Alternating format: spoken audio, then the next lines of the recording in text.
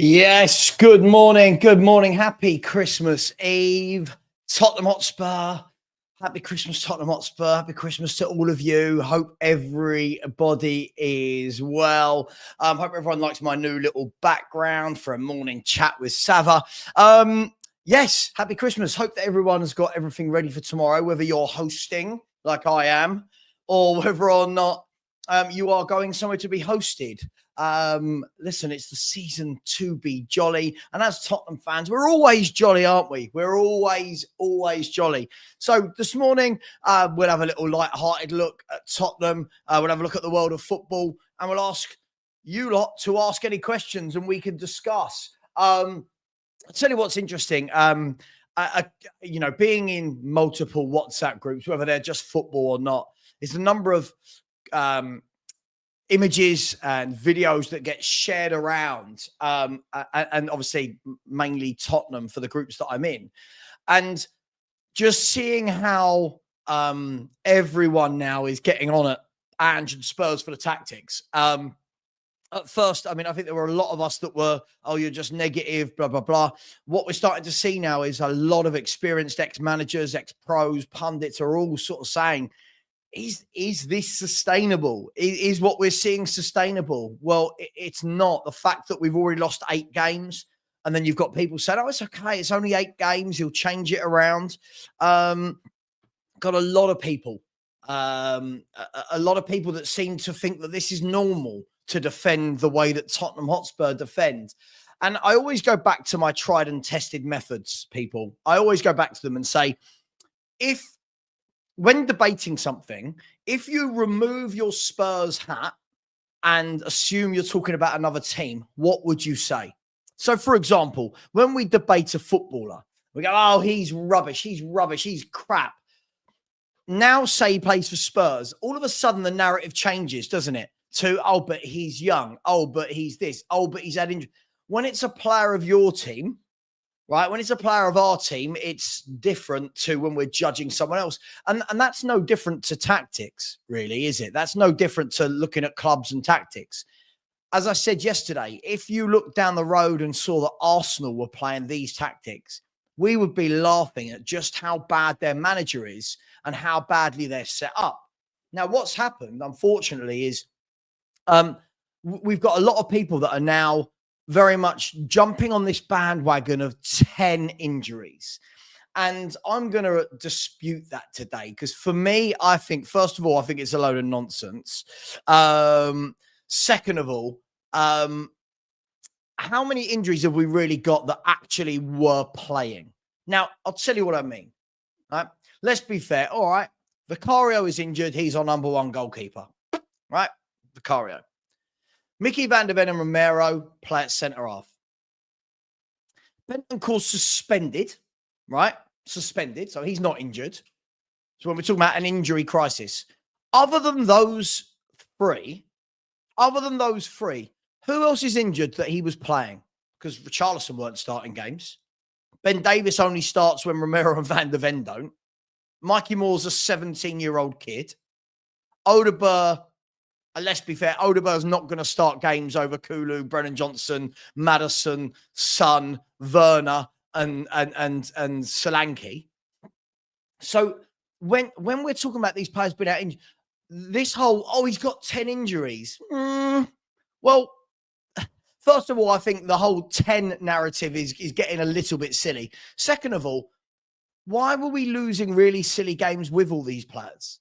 Why has our form been crap for 14 months? So when people, and this is what I don't think people sometimes like about people like me and people about Stel, is everyone just jumps on this narrative, injury crisis.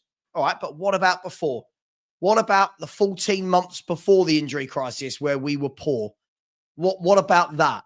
What was the excuse then? Because if you remember last season, guys and girls, we were told, remember when Maddison, Romero, and Van der Ven were all out injured? Yeah? Do you remember that? And we were told when they come back, oh, wait till they come back. We're going to be brilliant. Our form's going to go through the roof. They came back, nothing changed. They came back and nothing changed. Why? Because it's not the players, it's the manager. This is what no one seems to understand. Oh, when Van der Ven and Romero are back, when Van der Ven and Romero here, weren't we losing to Palace, to Ipswich, Newcastle, Arsenal, drew with Leicester? Weren't weren't we losing these silly games when they were there as well? But apparently, once they're back, it changes everything, and we're suddenly going to be a great team. I feel like we're hanging on for dear life here.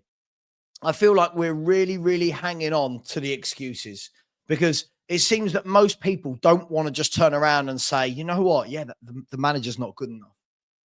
And you know what? There was a picture I was going to send. Hang on, I'm going to send it to myself. I'm sure some of you have seen this, but if anyone wants to know if it's the players or the manager, right? And this is the funny thing, because look, I actually felt sorry for Archie Gray, and I felt sorry for Archie Gray and Dragoshin on Sunday. They were so painfully exposed. And somebody said to me, well, even if that had been Romero and Van der Ven with 3 or 4 players running at them, you're still going to concede goals, aren't you? You're still going to be wide open. And this is what I don't get when people keep making these excuses. Hang on, I'm just downloading the picture. Sorry, I should have done this earlier. I'm just downloading the picture. I'll do some hellos as well in a minute. Let me just see if I can add that as an overlay. 1 second. Add as an overlay. There we go. Okay, that should be downloading now. Just before I get to that, actually, let me do that first, then we'll go to some comments. Look at this. If anyone wants to tell me, right, that it's not the tactics, it's the players, look at this. This is for 3 of their goals. Look at the shape of that team. And the black circles are showing you the gaps in behind Tottenham. And I don't know who We Are Tottenham Hotspur. I don't know who this person is. Somebody just sent this to me, but they are spot on. Look at the gaps there, guys and girls. And tell me if I'm being mad. Tell me if I'm being mad. Look at that. That's his tactics. That's what he leaves us with, whether or not it's Van der Ven and Romero, whether or not it's Maldini and Baresi, whether or not it's Gray and Dragoshin, whether or not it's Saliba and Gabriel or Van Dijk and Konate. This is what the manager leaves the team with. And I think the most telling picture of all of these, the most telling picture is if you actually look at the bottom 2, right? Obviously, you've got more of an aerial view. If you look at the bottom 2, right, you can see in there 4, you've got 1 Liverpool forward up with the 2 centre-halves, and you've got 4 breaking through from midfield with acres of space. So the player that's got the ball has got options right, left, and centre of where to feed the ball, because we've got no one there. And then the other bottom one, you have a look. You've got 3 on 2. And look at the gaps. Look at the gaps. Now, we all know that for that goal, if we're looking at the bottom right-hand corner here, we all know that for that goal, the ball actually went to the guy who was peeling off the right. But look at the gaps. This is when people are going, oh, it's the players. Is it? Now, again, before people go at me, do I think we've got the players to win a league? No, I don't. Do I think we should be challenging Arsenal, Liverpool, City, whatever at the top? No, I don't think we should be. But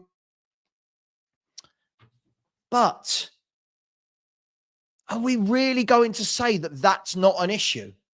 Are we really just going to ignore those massive spaces? Now, those 3 were goals. I reckon if somebody else did that, they took pictures like that with the black circles, whatever color circles you want, right? I reckon if somebody did that, for every time Liverpool attacked, you would see the exact same thing. And you know what? Sometimes we get away with it because the opposition don't have the forwards that are clinical enough to put us away. Teams like Chelsea and Liverpool do, right? They do have the forwards that are clinical enough. So let me know in the chat what you think about that. Tell me whether or not, I'll bring it up again. Tell me whether or not I'm being over the top with that. I'm just looking at that and going, where is our structure? Because even look at the top picture, right? If you look at the 2 defenders on the edge of the 18-yard box as that Liverpool player is about to go through on goal, right? Look at the 4 or 5 Spurs players that are all tracking back. They're all centrally. There's no shape there. Now, I don't know how many people have done coaching badges, how many people haven't, how many people have actually watched any videos on coaching and tactics. That's not right. I've never seen anyone coach like this. I've never seen anybody turn around and say, you know what, that's really good. Good shape, guys. And we keep going, oh, but it's mistakes. Okay, it's mistakes. Is it mistakes? Or is this the way we're being asked to play?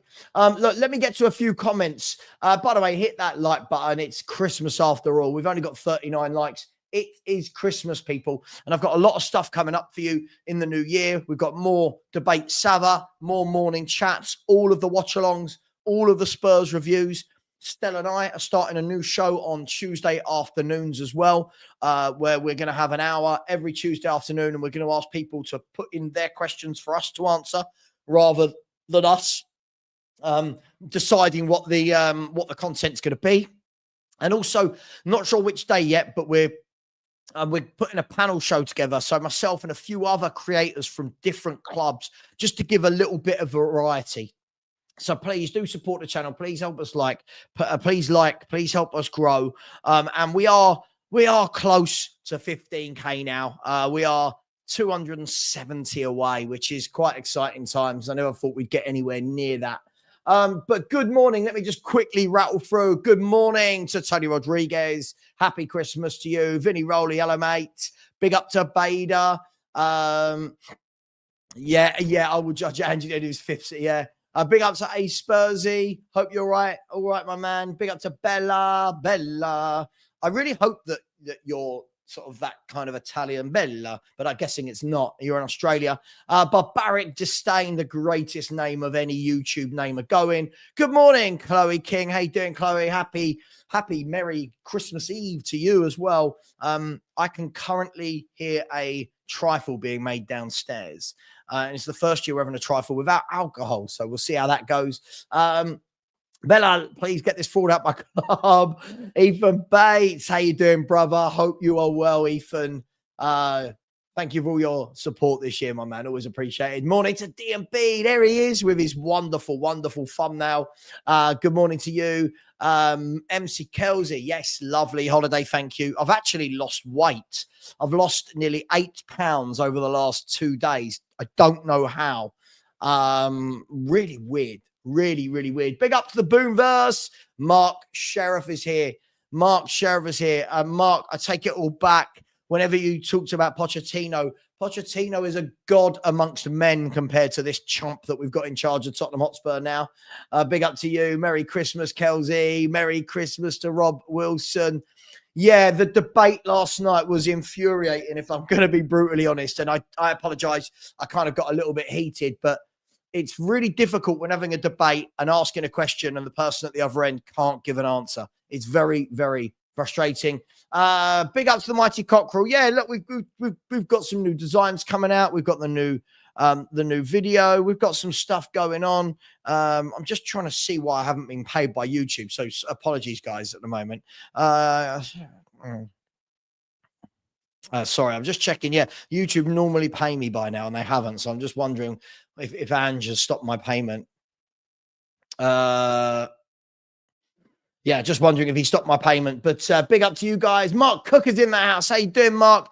Good morning. Hope you're well. Yes, Bentancur. We know Bentancur's suspended, but slightly different from an injury crisis, right? And as I said, it's funny that when all these players were playing and we were still wide open and playing with poor tactics, it's funny how now the excuses that those players are missing, even though they were here. Good morning, Mr. AJ. How you doing? Everyone looking forward to the Squid Game. Oh my gosh, yeah. What is going on? We're a mess, aren't we? I think we're a mess, from owner to director of football to scouts to doctors to manager to coaches to play. I think again we're an absolute shambles of a football club right now. Zane said, I don't celebrate Christmas, but doesn't mean I can't wish Savva and the chat a happy one. Well, big up to you, Zane. Whatever you celebrate, even if you don't, big up to you, my friend. I really appreciate it. Just to let you all know, we're going to have a Christmas chat tomorrow morning, just a quick hour, just to say happy Christmas to everyone. After that on the channel, we've got Nottingham Forest versus Tottenham on 1:30 on Boxing Day. Then in the evening on Boxing Day, let me just confirm, on the evening of Boxing Day, we're going to be on Big Up, and the watch along is going to be Liverpool versus Leicester on the evening of Boxing Day. Then we're going to have another watch along, Tottenham v Wolves on the 29th. And then on the 30th, we've got another stream on Big Up. So lots of content coming for you. The Mighty Cockerel said the most worshipped manager in the Premier League. Pardon my language. Yes. But absolutely. I'm just seeing. Hang on. I'm just seeing if Henry's about. He never jumps on with me anymore, does he?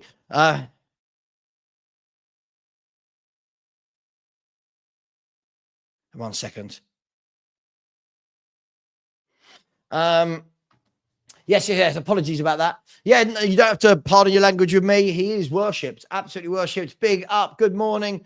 Ethan has said no sympathy for our defender situation. We knew Vidi Romero were injury prone. We decided not to sign a centre half. I completely agree with you. Good morning to Keith Shields. Rinketic, big up to you. Good morning. Good morning, Futures Bright, Futures Lily White. Yes, all right. I'm all right. Good morning to Scott Colliver and Mike Pepper. How you doing? Good. Rob Frank said, good morning, everyone. Good morning to you as well. I think the players are tired, bro. Managers are meant. Listen, I'm not saying the players aren't tired, but you know what? If the players are tired, why doesn't he adopt the tactics to allow them to not be running like headless chickens for the whole game, every game? Yeah, look, I don't, as I've said, I'm going to say what I've said about Archie Gray the whole way along. I don't know yet. I'm not judging an 18-year-old kid from playing right back, left back, and centre half. Right? I will judge Archie Gray when he gets given a run of games in central midfield and we can turn around and go, yeah, that's what he is. Yeah, he's a defensive midfielder. He's a number 8, whatever it may be. That's when I'll judge him. At the moment, I feel so sorry for the kid. I think the first, what's he been here? 6 months, 5 months? I think his first 5-6 months, I'm guessing he's going to be slightly pissed off because he's not playing his position. He's being left brutally exposed. And people will say this is good learning for him. I don't think this is good learning. We're literally watching him and his teammates getting ripped apart. I don't think that's good learning for anyone. Yes, we're now talking about the picture, aren't we? Yikes. Yeah, absolutely. I'm going to catch up now. Big up to absolutely everyone. Anthony Mitten's there. Big up to you. Yeah, it looks like 6-year-olds. Absolutely. It looks like someone's chucked a football in and gone, just run around a bit. I'm truly embarrassed by the tactics that we play. And as I said, I put a post on TikTok. And the number of comments that are coming back to me, and oh, typical Spurs fan. Oh, it's not the tactics, it's the players. Oh, it's the injuries. And I'm starting to think, do people actually do their research? Because one thing we do on Football Heritage TV is we research. And what I mean by that is when people, like you saw yesterday, that kid Ben, right, who hadn't done any research but was guessing a lot of his answers. That's where people look silly. Oh, I know we're getting better. Based on what? Well, just if you look at this game, right. So because we've not taken as many hammerings this year means we're better. That doesn't mean we're better. What? How can we be better when the points per game are down? So anyway, I really like those YouTubers that actually do their homework, that actually look at the facts and the figures rather than just feelings. Feelings are great, but it often means that people are wrong when they talk with their feelings rather than their facts. Absolutely. Big up. It's my face. Said, I think we had a perfect team for Forest to play against. They love to sit deep and counter-attack. We're going to talk about Forest in a bit. And by the way, I'll have a video out later of a preview that I'm doing with Wolfie. For any of you who know Wolfie from Nottingham Forest, me and him are doing a few bits together later. I might make it live on here, and we can hear from a Nottingham Forest fan point of view. Rinketica said, you need to defend compact. Yes. Listen, it's the basics of defending. You defend as a 4 if you're playing a back 4, a 3 if you're playing a back 3. You don't have too big a gaps in between. You're on the half turn so you can see what's going in behind you, what's in front of you. These are basics of football coaching. And Ange doesn't do any of it. Ethan said it's premeditated chaos. Great ways. It absolutely is premeditated chaos.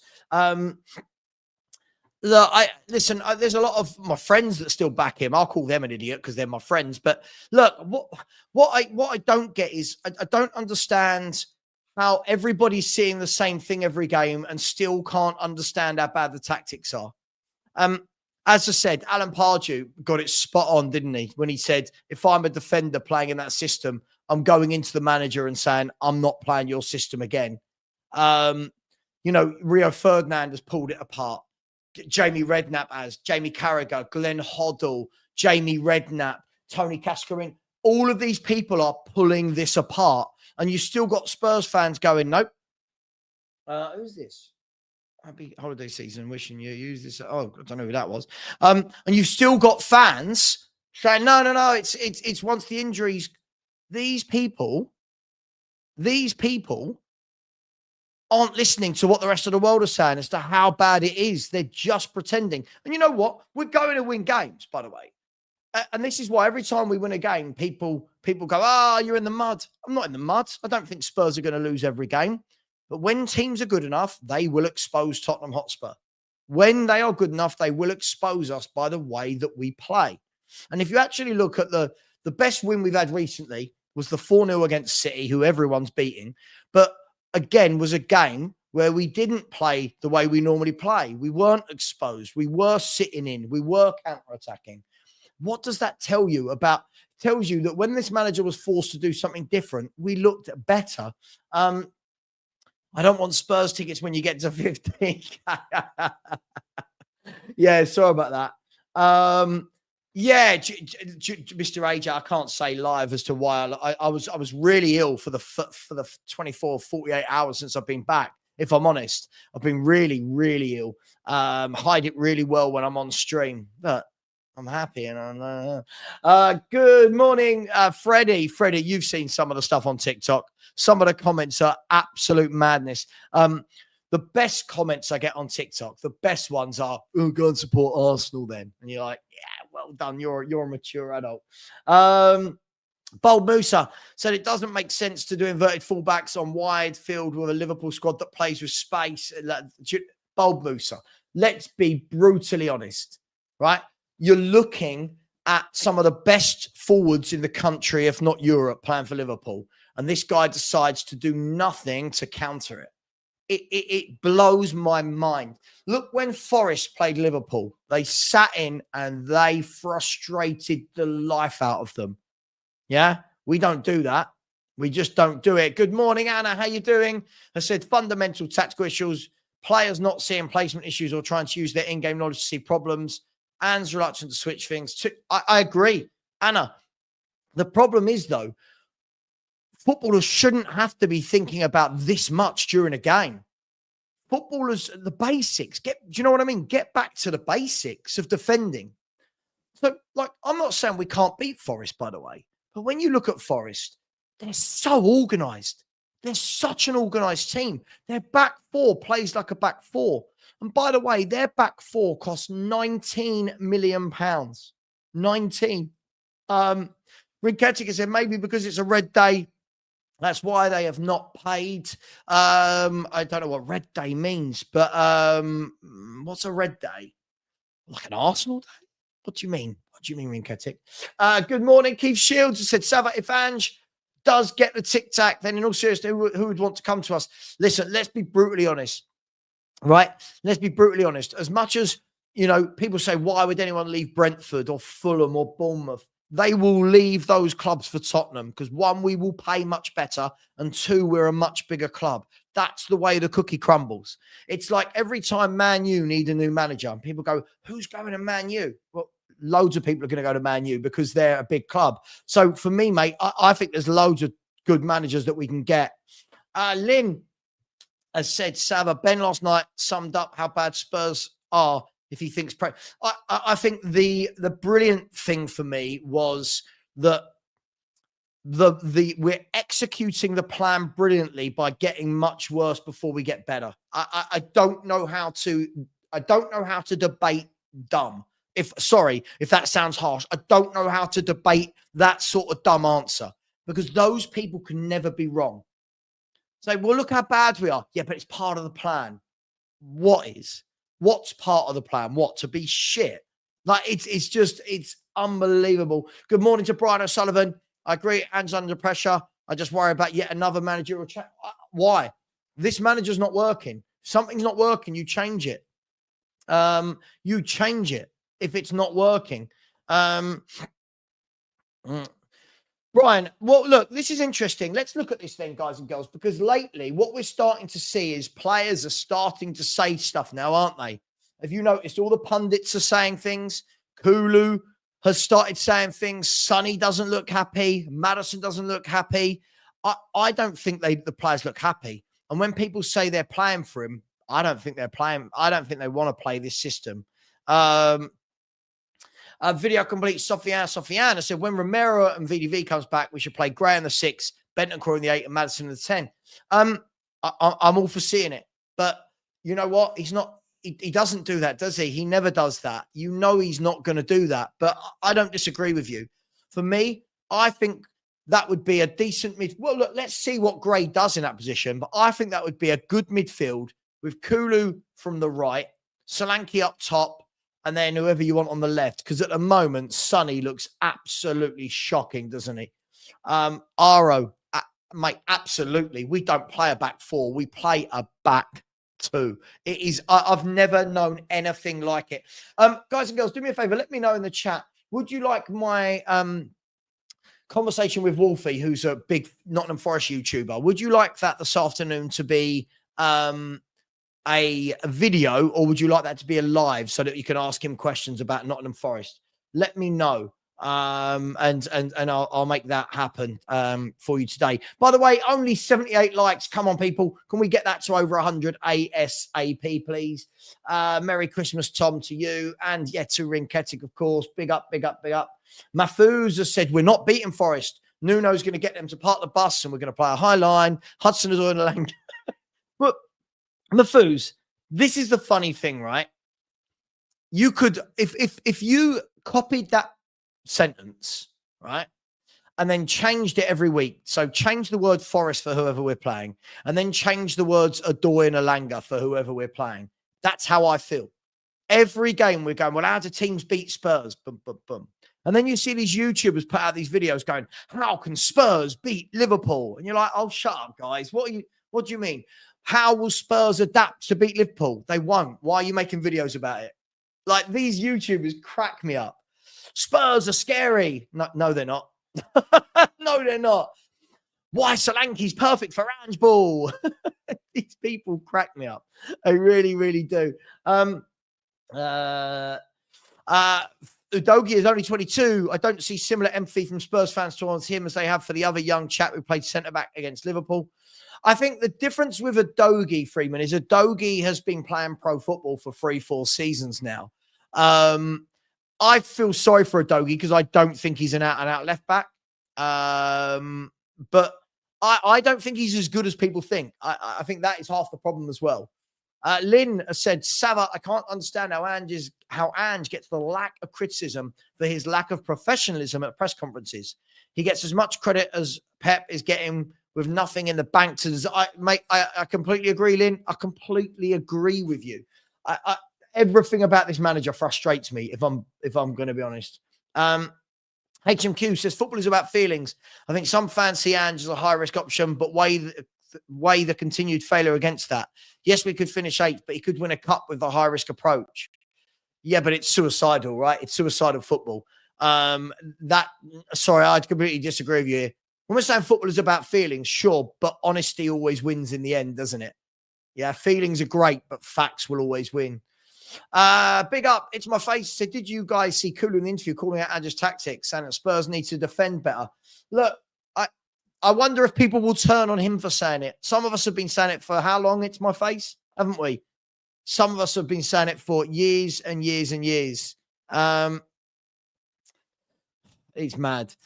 Freddie, as a cop, was very stubborn in the beginning, but he had assistants that helped him to adapt a bit. What is Ange's assistants doing?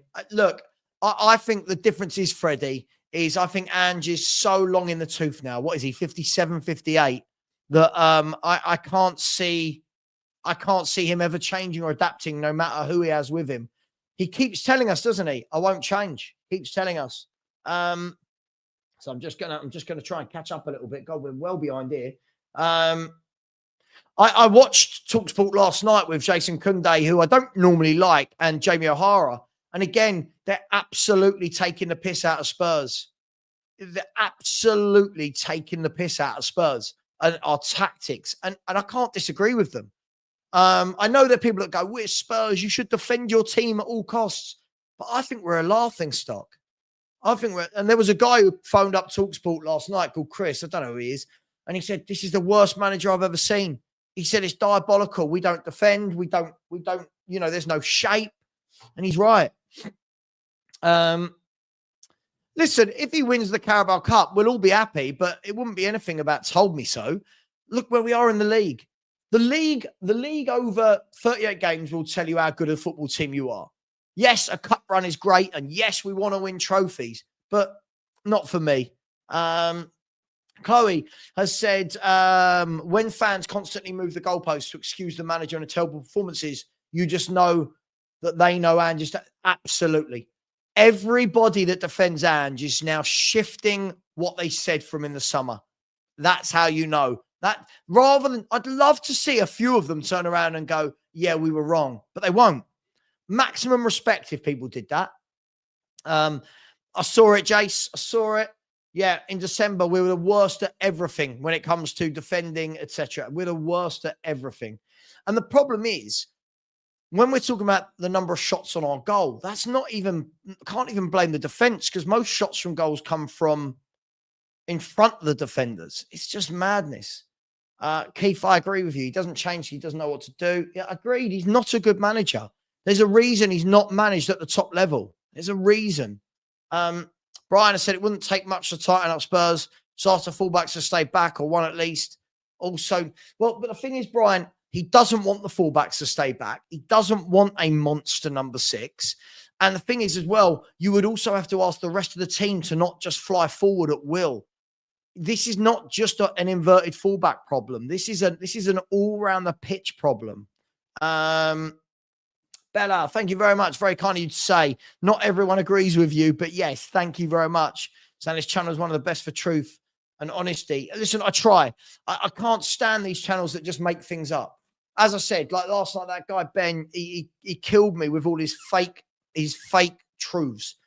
And as I said, give me evidence. Oh, I don't have it. Well, no, of course you don't, because it doesn't exist. So yeah, listen, I will always tell the truth. Mr. Poxoff said, a tad reminiscent of Bielsa at Leeds. I like Ange's attacking approach, but the defensive setup and demands to always play out from the back are naive. Why change from the City game? Listen, he changed from the City game because the City game forced him to play like that. He doesn't know how to do it from the beginning of a game. The City game forced him to do that. People want live. Okay, live stream. Okay, looks like we're going live then. Underground Man says, Savva, remember when Spurs all mocked Nuno? Yeah, I remember. Listen, I didn't want Nuno as manager. I didn't. But the bloke is doing really, really well. The bloke is doing really, really well, and we can't knock that. Look, I'm not saying we can't beat Forest, by the way. I'm not saying we can't beat Forest. It's going to be a tough game. But again, just for, hang on, let me put this up on the screen. 1 second. If Nottingham Forest beat Tottenham, I'm not saying they will. I'm just, if hypothetically, if Nottingham Forest beat Tottenham, they will be 11 points clear of us. 11 points clear of us at the halfway mark of the Premier League. It's mad, isn't it? It's mad. When you look at that. When you look at that, Nottingham Forest have got a much better defence than us. They've got 8 points more than us. They've lost 4 games less than us. How is Nuno doing it with those players, but we want to make excuses about the players that Ange has got? I will never, ever understand. I will never understand. Okay, live. Everyone seems to want to go live. Good morning, Valkyria. How are you doing? I hope you are well. Good morning, good morning, morning. We've got Arsenal in a couple of weeks. Yay. That's who I want to play, Arsenal. Os Barbados de Recife. It says Javi is a good option. Yeah, do the live with the Ange lookalike. Yes, Wolfie does look a tiny bit like Ange, so we'll get him. He's going to be on later on today. Mark, what excuses are coming out if we lose to Tamworth? Surely we can beat Tamworth with whatever 11 we put out. Surely. Where is the game? Is it at Tamworth? I can't even remember now. I've put that completely out of my mind. Keith has said, fans singing, you don't know what you're doing to Nuno because of a substitution, yet nothing when we play. Keith, this is what I don't get. We were 5-1 down and fans were singing this man's name after the diabolical crap we've seen for 14 months. Failure. Dominic has said, I'm going to feel sorry for your next manager. I'm going to get run out of the club just because of the Ange fans. Dominic, somebody said this to me yesterday, right? Who was it? Perchy and I were talking last night. I won't tell you everything personal that Perchy and I talked about, but we did talk about this. And we said, you know what will happen is the new manager will come in. And if that new manager, for example, loses to Man City, people will go, well, Ange beat him. That's what we're going to get. That's what we're going to get. Very, very frustrating. Oh, it's Nick Collison, everybody. Never comes on my show anymore, Nick. I see him on all other channels. Never comes on mine. Yeah, that's all right, Nick. You sit at home. Love you, really, dude. Hope you're well, man. Are you hosting this year? You going to family? You let me know. Big up to Ricardo, who's become a new channel member. Big up to you, Ricardo. Thank you very much. From the new year as well, we will be doing some members-only shows. I've been really bad at that the last 6 months, but I will be doing members-only shows if people want them. So apologies for my my slack nature of that. By the way, please do keep smashing that like button. Only 108. There's nearly 300 of you in here. And don't forget, we're going to be back later on today. We're going to have a chat with Wolfie, the Nottingham Forest fan, about Nottingham Forest. He'll tell us how many times they've won the Champions League. He loves doing it. Really good guy, Wolfie. I met him at the William Hill filming about 1.5 years ago. Really good guy. And he's going to be part of my new panel show starting in January. So my new panel show is going to be Charlie from Blue Brother. He's going to be the Chelsea fan. Me from Spurs. Wolfie's going to be the Forest fan. My friend Dan is starting a new Liverpool YouTube channel. He's going to be the Liverpool representative. And I'm looking for a couple more. So look out for that once a week. Just a once a week panel show. Just something different to mix it up. And let me know what you think about that. Let me know if you'd watch it. That would be a great start. Yeah, everyone's beating City at the moment. It's taken away from the win, isn't it, really? Sean has said, son, please tell Ange there is more than one way to play attacking football. Try something different. Insanity. Listen, hang on, what's he saying? I'll be about over the next few weeks. Now finish. Oh, big up, Nick. I was only joking. He's just messaged me straight away on WhatsApp. I love you, dude. You know, you're one of my favorites from everyone I've met in this industry. Henry says, Savva, I pray for a player revolt about tactics sooner rather than me too. Me too. Back in the day, top players would have gone into the chairman or the manager and gone, what are we doing, Gaffer? They wouldn't have stood for this. We're an experiment. Tottenham Hotspur are an experiment. This is not a team where we've got a serious manager. This is an experiment. Yes, Nottingham Forest. Yeah, they were. I mean, how good were they? How good were they under Brian Clough? I mean, God. I mean, for anyone that's not seen, The Damned United, go and watch it. The Damned United is absolutely brilliant. I say how good he was at Nottingham Forest. Look what Brian Clough did at Derby. Has anyone seen The Damned United? It's absolutely brilliant. It's a story of Brian Clough, how he takes over at Derby County, gets them up from the lower leagues and to win the what would now be the Premier League, or what was then the First Division. He then gets the big move to the biggest team in the country at the time, that was Leeds United. The players didn't like him. They complained about him. He left very shortly. Then he went to Nottingham Forest, and the rest is history, and he won everything and turned them into the best team in Europe. It's a really good watch. It's a really good film, good acting. That's called The Damned United, for anyone that's not seen it. Yeah, I thought Tamworth was away, yeah. Can you imagine, Chloe? Can you imagine? I honestly, I don't even think I could be upset if we lost to Tamworth. I think it would be hilarious. I genuinely think it'd be hilarious. I do think we'll slap them up, but I genuinely think it'll be funny. Nick, where is that fraud, Nick? He's just WhatsApped me. I love Nick. He's absolutely brilliant. What a guy. How come you're from South London and you don't support Millwall, Charlton or Palace? Yeah, great question. So my uncle I grew up without a dad, really. So my uncle was a Tottenham fan. And from the age, the first game he took me to, I was 2. Don't remember it at all. But the first game he took me to was 2. And then whenever he'd look after me, I'd be going to Tottenham games with him. So that's why. My nearest club, to your point, would be, I'm guessing it's probably Charlton. Charlton and Palace are probably equal distance. No, Charlton, Millwall and Palace are probably equal distance for me. When I was younger, I worked for Charlton Athletic. I've been to the Sellers Park loads to watch Palace and Wimbledon when they played there. And Millwall, I went with loads of my mates were Millwall fans growing up, so I went down to the new Den. I've even been to the old Den. I actually went. This is how old I am. I went to the old Den to watch a game where Cascarino and Sheringham were up front together. Let that sink in. Cascarino and Sheringham. There's probably people in the chat who don't even know who Cascarino is. Good morning, richest man. Good morning. Where are we? Oh, Bella's given away 5 Football Heritage TV memberships. That's very kind of you. Thank you very much. Hang on, let me see. I think we might be able to get Nick on here for a little bit of chat.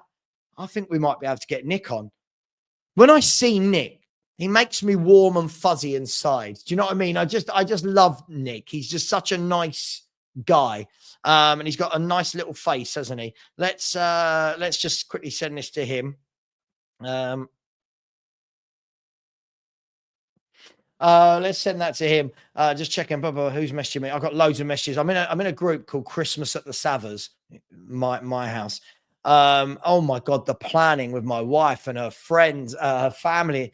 You know, like, what's the plan? I don't know. I'm going to wake up, come over whenever you want. We'll eat, we'll get fat together, and we'll watch some TV. We've got a quiz. Do you know what I mean? Like, I don't know. The planning that goes into it is absolutely mental. Big up to Bella. Thank you so much for those gifts. I'm going to see if I can find out who they went to. I can't see who they went to. I can't see who they went to. Let's have a look.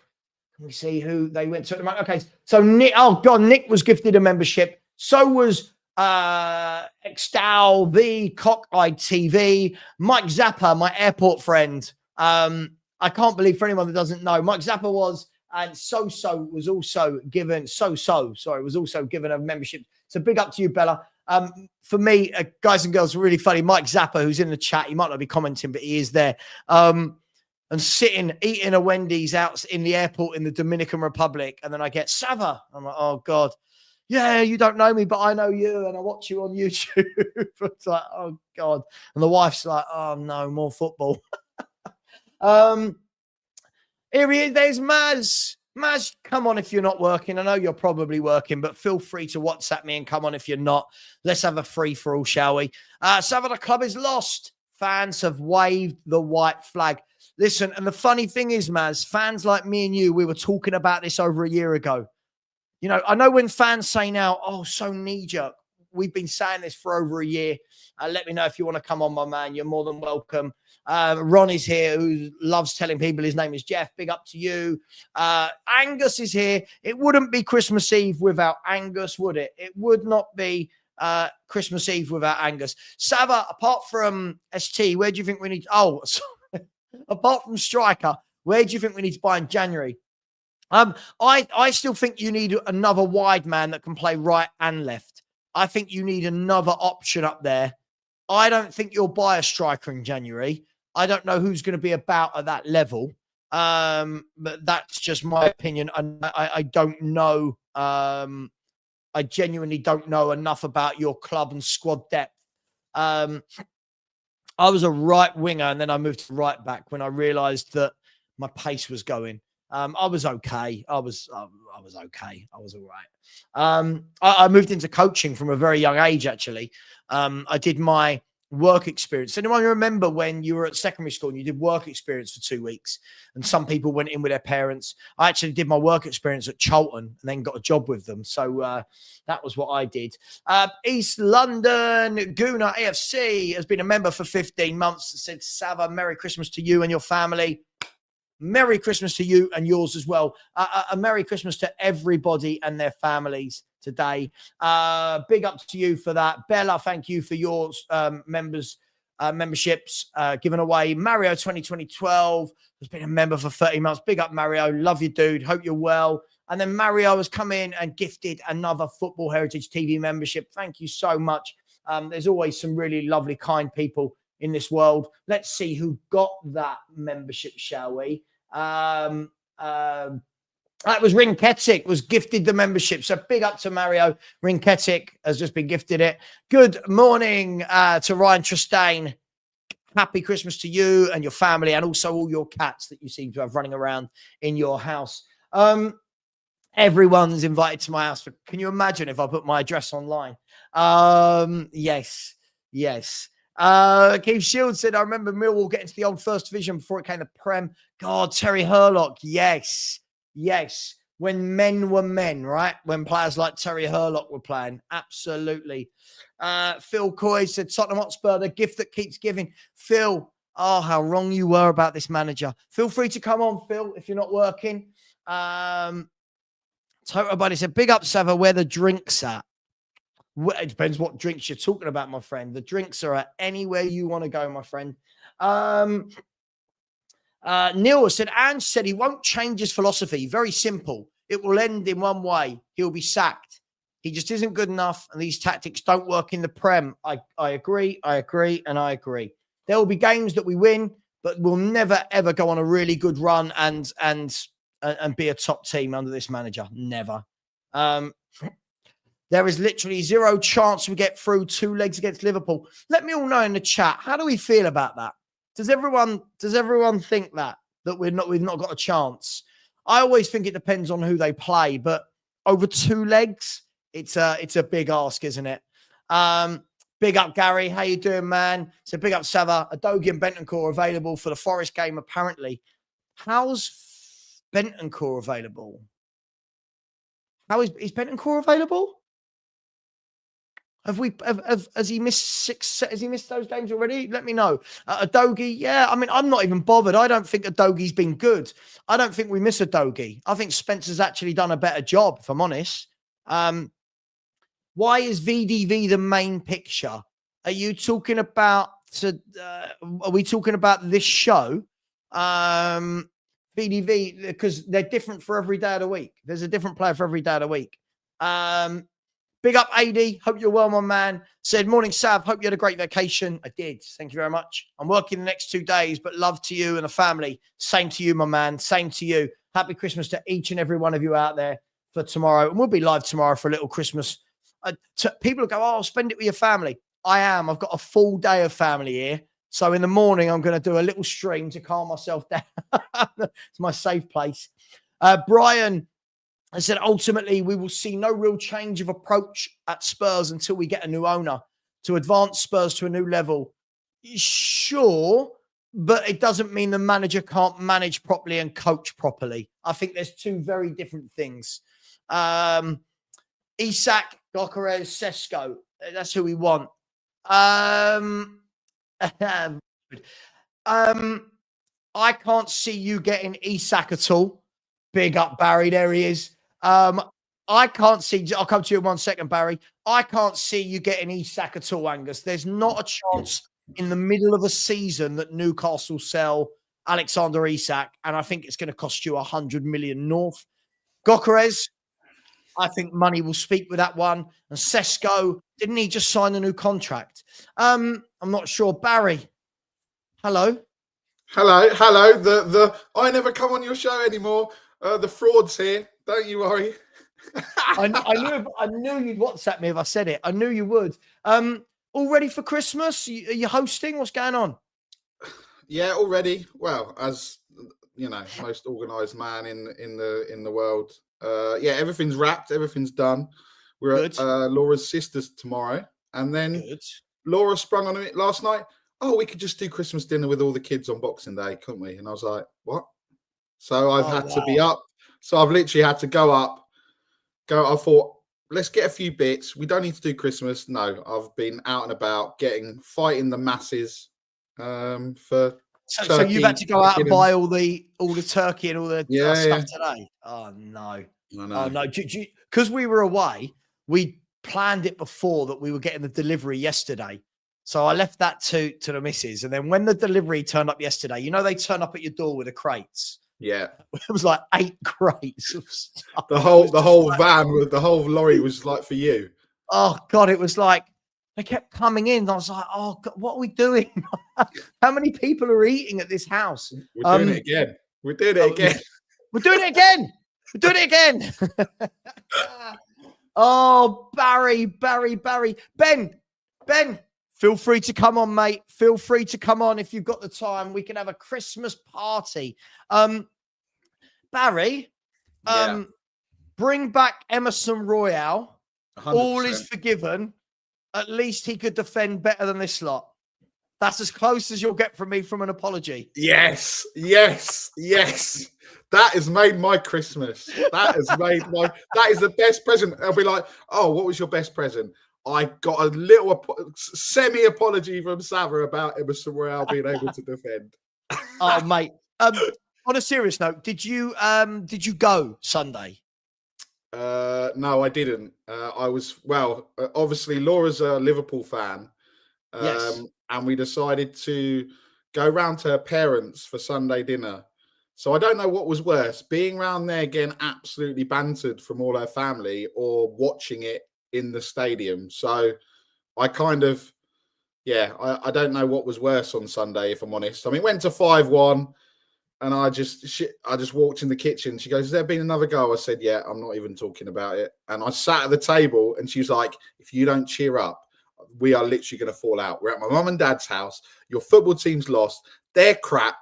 Just accept it and get on with life. It. Exactly. And then I was like, oh yeah, we got to play them again twice. Oh, brilliant. So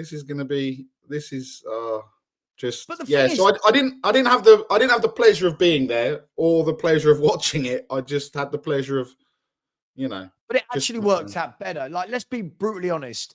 Would you really want to be there as we're getting slapped up by 6 goals? I mean, look, Barry, I know I'm very vocally Ange out and stuff. Mate, I've just got no idea what we are anymore. Like, I know for a year or so, we're an attacking team. I don't know what we are. I just feel like we look like an absolute mess. Yeah, I think that result was always going to come, right? We thought it was going to be. I mean, it kind of happened with Chelsea, right? We thought it was probably going to happen with Chelsea. All right, the scoreline flattered us. I mean, we just, Bissouma and Sarr just deciding they're going to go flying in. And, you can argue that the first 2 goals were kind of, they weren't gift wraps, but we were given more of a chance by getting those first 2 goals. But, yeah, I don't know. Look, it was 6-3. Everyone's like, oh, it's 6-3. And I was like, I'm kind of a bit like, yeah, but we've conceded 6 goals at home. And you can tell that the signs, I guess, you can tell the signs, the way that Ange reacted in that press conference that he's getting, it's coming to the end. I think me and Ben said that he'd be gone by Christmas. Mm-hmm. I think, obviously, you still got 13 hours. No, I know, but I guess if something miraculous happens, then that I think, look, if we don't beat Forest, then I don't know how. Do we sit there and say we'll keep him because he's in a semi-final of a Carabao Cup against a team that's just slapped us up? And look, they're going to rest. They're going to rest players, right? We know they're going to rest players, but we don't have it for that game. We will have no Maddison. I think Bissouma or Sarr or both are suspended as well. We've got no defence. We've got no goalkeeper. We've got Heung-min Son, who, I'm sorry, I'm kind of over now. I said it a few weeks ago and everyone was giving me pelters and I'm like, yeah. I think he's kind of coming to the end, which is sad. So yeah, all is good. Let's just forget Happy it's Christmas. Let's just talk about Christmas. We don't need to worry about Spurs until Boxing Day. And I don't think I'm even going to be worried about Spurs on Boxing Day because nothing surprised me. Even when we were 2-0 up, all the WhatsApp groups going, 2-0 up. I said, just wait. Yeah. Just wait. Do you know what I find funny is when I was doing the Chelsea watch along, right, and we went 2-0 up, and the number of people that appear from nowhere going, you're in the mud. See, look how great Angie's great. And even then I'm sitting there going, just wait. just wait. We will implode. And that's not me being negative. That is me knowing if you keep playing open, these top quality players will pick you apart, right? Even when it was 3-0 against City, and we know how bad City have been, I was sitting there going, just wait until the final whistle, please. Let's not go too early. Yeah, we do this. We go too early. We get all excited, and then we're like, it's happened again. Everyone knows it's coming. We are literally, and it's not like this is not like just on Ange. This is Tottenham as a whole. For how many years and how many games we've just literally, and people say, Spursy, don't say Spursy, but this is it. Everyone, it's the same. And I'll probably get a video made about me attacking me, saying I'm not a fan because I said, it should all be peace and love, right? And it should all be that. You're nonsense. Twerking for Arsenal like Savva, yeah. Twerking for Arsenal, and people are. Oh, it's crazy. But look, I think we all know. His time will be up. We just don't know when, right? And I think it's. There'll be another manager, but I think Ben called it right. Ben called it right on We Are Tottenham TV, and he said you may as well sack Ben Daniel. You may as well sack the next two managers because until you do something with Levy and everything else, nothing's going to change. We'll be in the same cycle. We'll have everyone arguing. You're in the mud. You're right. You're wrong. You back the manager. You're a fake fan. You don't love do it, this. right? Oh my god! I saw every time I look at it, I'm like looking at the groups and I'm going, "Oh my god, what are people doing now? They're doing it again." So they're doing it. Do you know the funny thing? The funny thing is, right? Is I agree. Like when I watch We Are Tottenham TV. By the way, I don't know. Did you see that guy go on to We Are Tottenham TV at the weekend? And he called in about me and Stell. Did you see that? No. Some guy called Arsh, ARSH. Okay. No idea who he is. Rings up. And Ben from We Are Tottenham TV says, by the way, I get on with Ben. I speak to Ben on WhatsApp. People are like, oh, why do you hate Ben? I'm like, I didn't know I did. We talk with friends. Anyway, even he goes, Ben, before I talk about the game, I want to talk about three people. I want to talk about Stell, Savva, and Mr. Box Office. What are you bringing Mr. Box Office in for? They want Spurs to lose so they can say, I told you so. I love that one. Because we predicted it right, it means we want them to lose. They're fake fans, blah, blah, blah. And when you sit there and you think to yourself, like 40 years of supporting this shit, 40 years. I've dedicated, my life at the moment is dedicated to a Tottenham Hotspur YouTube channel. And you get blokes like that ring up and go, fake fans. And I just thought every bit of me was like, do I message and say, but I thought, no, I'm not going to. Let's see if he turns up to debate me. Nah, not seen him yet. But Nick, back to your point. This is the thing, right? It's the inevitability that is surrounding this situation, isn't it? Yeah. And there are people that are forcing it, going, no, but if we do this, and if the inevitability is coming. We've seen this with managers before where this isn't redeemable. This isn't changing, and the difference for me is, yes, you know, whoever said what you said just there, when you said Ben, did you mean Ben from We Are Tottenham TV? Yeah. So Daniel, is that their surname? Yeah, Ben Daniel. Right. Yeah. So Ben's absolutely right. For me, on the macro level, Ben is absolutely right. Nothing will change until the owners change. I get it. But on the micro level, I do think you could get a manager that comes in and, I don't know, what's that thing called? Defend? Do you know what I mean? Like, you know, implement some tactics. And I don't know if I don't know how long you were watching this show for before you came on, but did you see this? Well, I could see, you know. Look, this is for 3 of their goals. Look at the gaps, Dan. Look at the gaps. This is how we defend. And I don't care if Daniel Levy is chairman, right? A proper manager can come in and sort those gaps out. And you don't just say to Liverpool, go on, score at will. Does that make sense? Yeah. I think the other problem as well, like you said, is that midfield. How many times do we see there's like no midfield? And you go and how many times, and obviously you could call it a bit of bias, but how many times was Porro just out of position, and then all of a sudden, boom, 1 pass, 2 passes, and they're clean through, you know? So I just, yeah, I don't think, you know, we lost. What did we lose to Ipswich with Vicario, Van der Ven, and Romero? We lost to Palace with them as well. So right, it's not, you know, and realistically, whoever's injured, are we really saying it's 10 injuries, it's 12 injuries, when actually it's, you know, apart from the last, you know, 90, 120 minutes that Forster's played, he's probably been our best player, and he's probably done, you know, he's probably, would Vicario have done any different? I don't know. You don't know because he's not there. But he doesn't. Has Jed Spence done worse than Udogie? No, I don't think he has. I think Jed Spence probably should have started on the. I mean, unless there's something happening, he should start right back. And if Udogie's coming back in, then Porro should have a rest and keep resting. He needs to have a long rest. But is this right, Nick? I started at the beginning of the show talking about this. When I keep hearing, for the life of me, I can't work out why. I've started a TikTok account, which has really taken off. It's madness. And everyone just going, oh, he's got 10 injuries. And I keep looking at this 10 injuries number, right? So like if I look at, and what was our last game? If I look at our injuries, right? Where are we? Here we go. So we've got out Ben Davis, who isn't a first team starter, Odegaard, who isn't a first team starter, Richarlison, who isn't a first team starter. So the only 3 for me that are actually injured that would play in the 11 is the 2 centre halves who I don't even think were doing a good job before they came out anyway, and Vicario, right? And this is where people have to add context to, but we've got an injury crisis. Well, hang on. No one rated Ben Davis.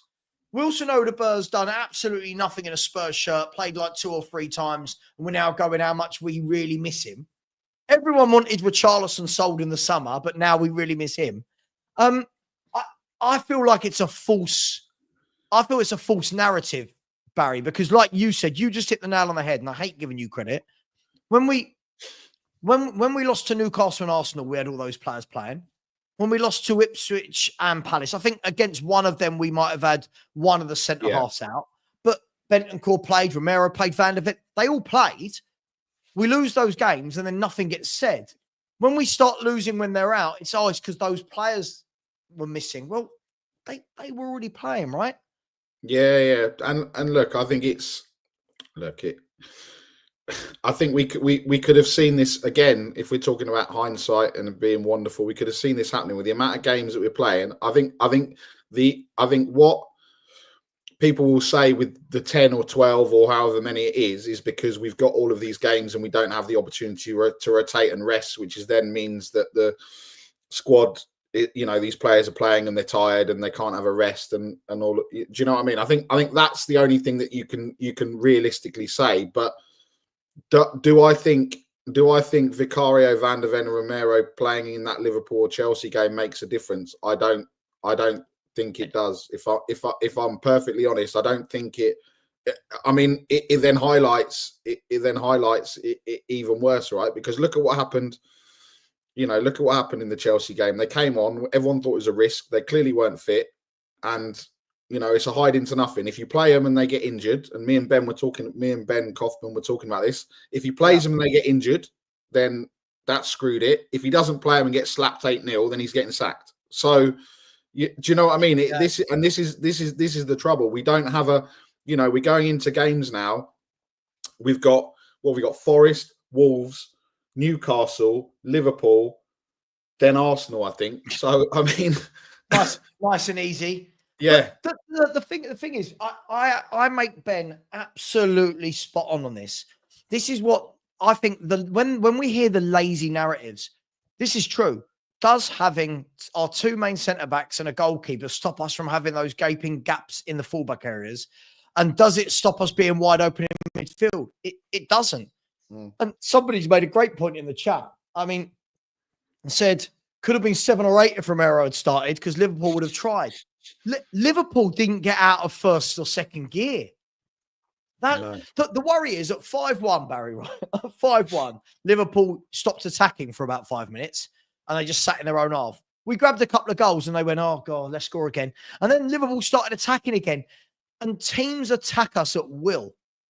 We don't make it difficult for anybody to attack us. We literally say, go on. It's like the parting of the Red Sea. Go on. Just walk through. Take that Man United game as an example, right? They had 20 plus shots or 25 shots or something ridiculous, right? And if they'd been any good, they would have beaten us as well, right? We're yes, we've beaten Man City. Yes, we've beaten Man United, but they're not the Man United and the Man City that we're actually the way that Man City are playing after all those games that I think when we come to Man City in February, that's probably one of the ones we go, well, we're going to beat Man City because we yes, we'll beat City. Because again, that's Tottenham, that's Spursy. We're going, but yeah, I can't see us. Yeah, okay. But the second leg, pretty much everyone will be back. The only enjoyment that I had from the Man United game was trying to get box office to dance with me at the end because I thought let's just have some fun with this, and he was having none of it. So he had to sit. I had to sit next to him for the whole game. I was thinking he's gonna come up. Oh, my biggest fans next to me. Everything. I was like, come on, Alex, and he was getting a little bit happy, and then as soon as Man United came back into it, it's like I told you. You could, and do you know what he said? This is what makes me laugh. He goes, I've said it on my channel. And I was like, Alex, you're not on YouTube now, mate. I love you to bits, but you don't need to say I've said it on my channel before. I love it when he does that. It's so funny. I'm going to welcome Maz in 1 second, Maz. I'll come to you in 1 sec. Just first and foremost, listen, Phil, I'm sorry, mate, but when we were getting slapped up towards the end of last season, when Palace and Ipswich and Newcastle and Arsenal were scoring goals against us, Romero, Van de Ven and Vicario all played. So when you're saying they having a massive effect on the team, I'm going to show you this again, Phil. If they were in the team, this would still have happened.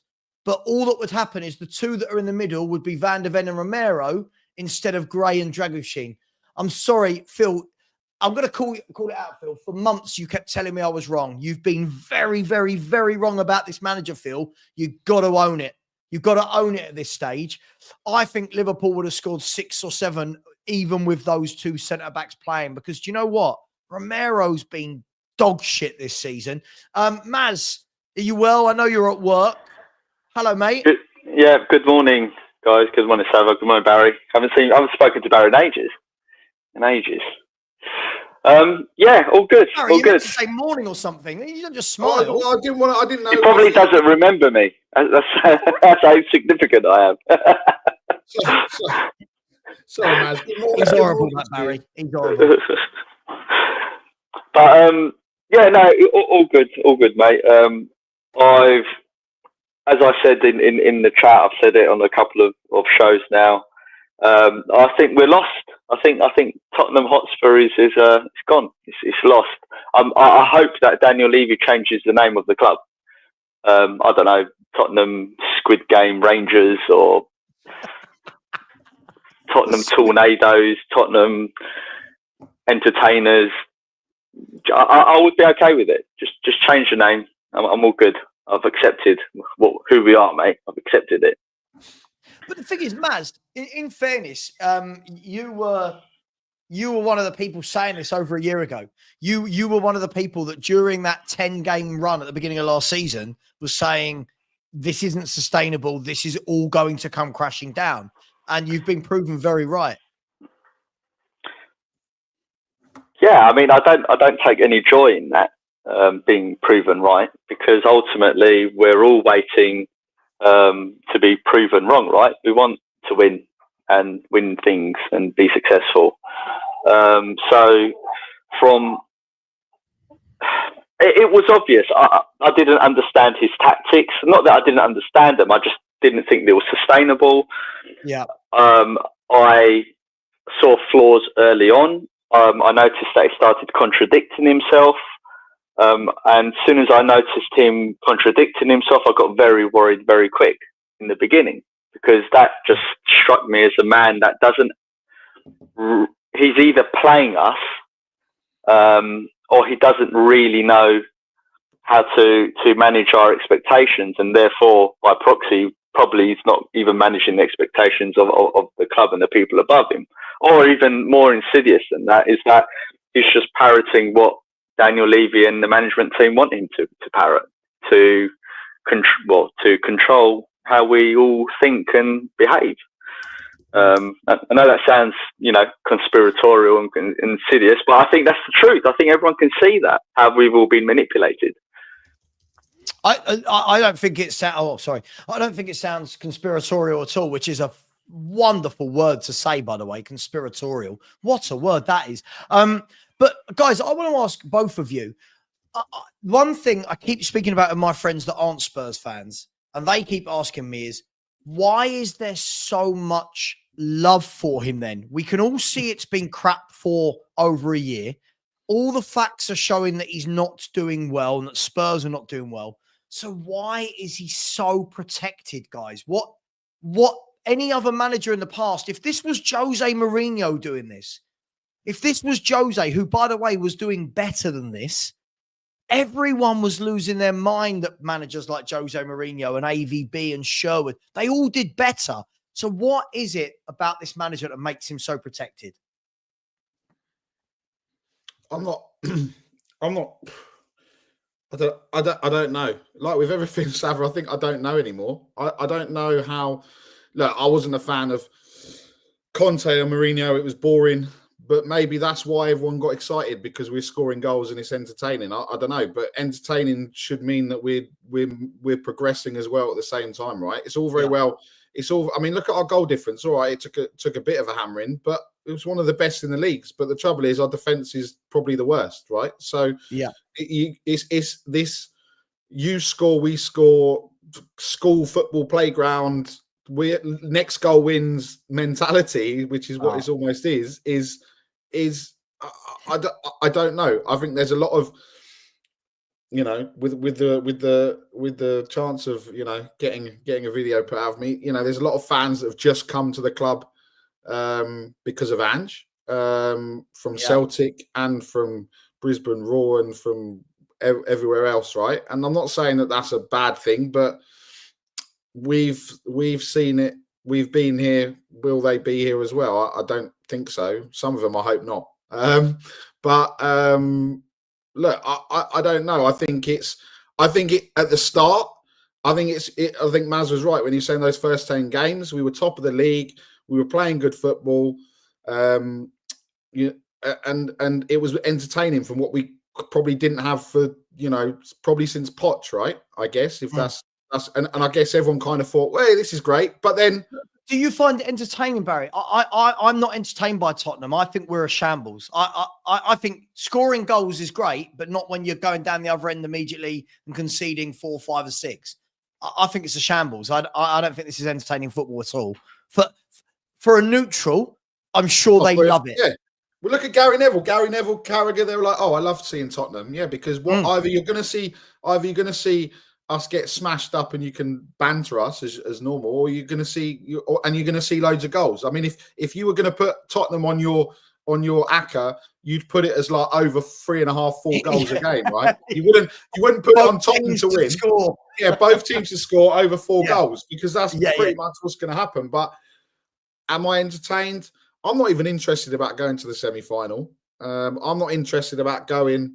The only time about going is to probably go and see people, not to go and see the football. I'm not actually that bothered about going there and you can sit there and say, you know, I don't think I'll renew my season ticket, if I'm honest, because one, it's just got stupidly expensive, and I can probably go on two or three weekend trips away with the missus, and I'll get more enjoyment from that than I will traipsing up to White Hart Lane -5 Is she degrees. watching this and you're saying this for brownie points? She's asleep, mate. She's asleep. She's relaxed. Saying this for brownie points. But I mean, Maz, I'm going to bring you in just quickly before we do. What I've noticed is when I get a lot of Australian fans that come in and talk to me and they say things like this, this is what I find infuriating. Son, I've never called you out, Savva. Ian, feel free to call me out. I don't know what you could call me out for. I've been 100% correct about Ange and his management. So we disagree on how to transform a team in 18 months. We don't disagree. Transforming a team, make them tactically astute, make us hard to beat, have a defense. We think we're deserving of a top 4 spot. I don't think we're deserving of one, but I don't think we're a million miles away personnel-wise. But tactically, I think we're terrible. The fact he is protected is because he is real. I don't know what this means, Ian. Real about what? He's an awful football manager. Maz, why do you think he's protected so much?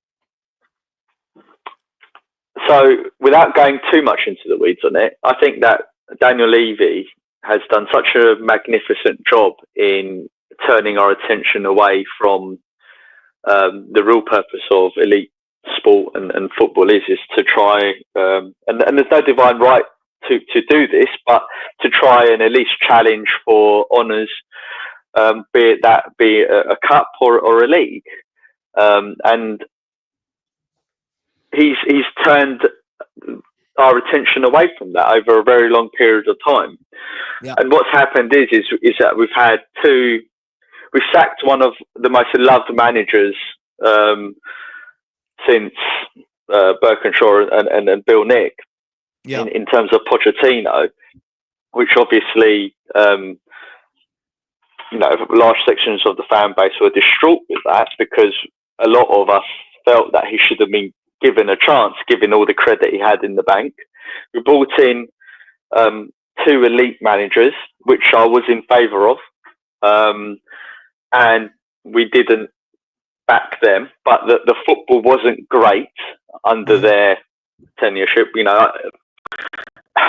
I think there's reasons for that, and we can discuss that in more detail. But overall, the football, certainly when it was going wrong, wasn't great. And the fans thought, well, actually, all we really want is good football. And I warned against that, but even before we got Ange, I had not huge rows, but a lot of discussions with people saying, no, you can't. We're going down a very dark path when you just want good football, because once you remove ambition and away from the fans, away from the club expectations, away from the way we're managed, away from the way we operate and buy players. Once you strip out the aiming high, the ambition out of your football, this is what we've ended up with now: a rudderless, confused, split fan base, because we're not all heaving in the right direction. We're not all saying, okay, we want to win.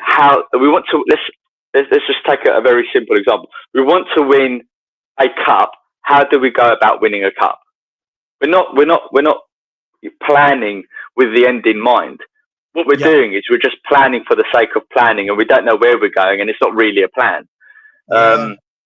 So what you have is an absolute rudderless club from top to bottom, with no ambition, and fans deeply divided and confused about what we want to be and who we are, or what we should be.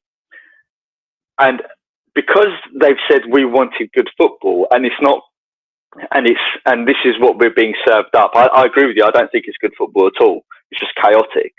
Yeah, they have to back him because this is what they've asked for. Yeah. So and that's why he's getting so much chance, because if they don't back this, then they have to then admit that they were absolutely wrong, and this is the state that they put the club in. Not they, obviously Daniel Levy and the management team and Andrew's done that, but this is what they demanded, and I think this is exactly why we are where we are, and that's why I say the club is lost, because when you see the fans accept shipping 6 goals. It doesn't matter that we got beat. It doesn't matter that the other team was better than us. But when you see your club ship 6 goals and there's no real booze, there's no real angst and frustration shown, that to me is the fans waving a white flag saying to Daniel Levy, "Oh, thank you very much."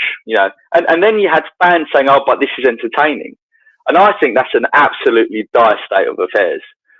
Well, Mads, on that point, this is what I couldn't believe. At 5-1 down, right? At 5-1 down, the fans are singing Angie's name as though it's not his tactics that have put us into this absolute shit show, right? Then after the game, people are making YouTube videos talking about how we showed courage. Right?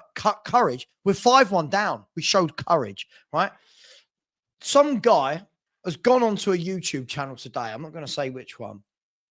And the guest said this, right? Said, "It's a thrilling ride. I'm proud of the team." This is where we're at, Maz. We have fans that enjoy this. We have fans that are saying, "This is great to watch. This is entertaining." Other clubs would concede 6 after conceding 4 the week before at home to Chelsea and 3 midweek to Man United, who are crap. Most fans would concede 13 in 3 home games and they'd be going, "What the F is going on?" Our fans are saying they're proud of it. This is not normal behavior, is it? This is not absolutely normal. not. No, absolutely not. I think that we are the most confused set of fans that I think the Premier League has ever seen, and hence why we are the laughing stock of the Premier League, and hence why we're the butt of the jokes for the last 16 years, right? And that's, I don't take any, like I said, I don't take any enjoyment in saying this, but it's the truth. And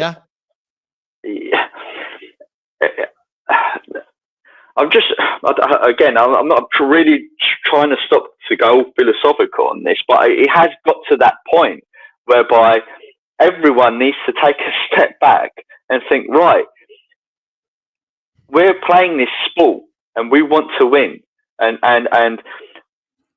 we're playing it. We're one of the biggest clubs in England with a prestigious history.